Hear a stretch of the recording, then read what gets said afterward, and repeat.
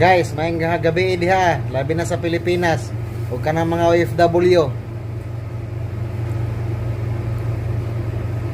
Pahuway sa ta guys kay ugma Bernes. So karon Huwebes man nya diri as Saudi kay Bernes may trabaho. Tulog lang sa taan eh. Anya, unsay buhaton? Alam mo na. So kaon sa tag experience niya guys. May murag 6 months ako kakaong experience da. Sweldo man guys. Muna.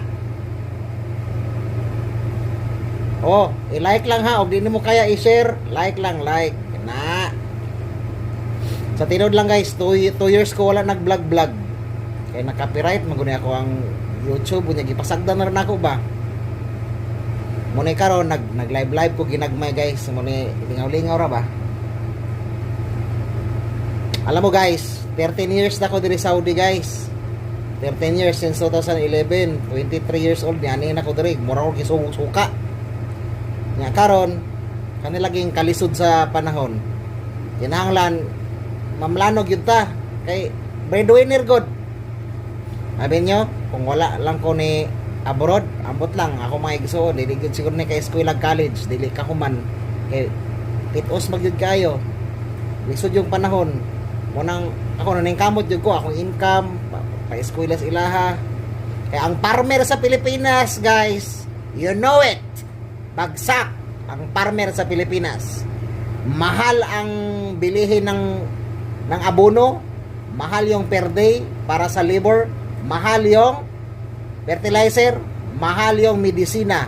Pagkatapos, kukunin lang nila ng mura. So, ang nakaginan siya guys, walang iba, kundi yung nag-angkat. So, nitong last December guys, nag-finance ko 100,000. Alam mo, magkano yung halin lang? Halin lang siya ha, 80,000.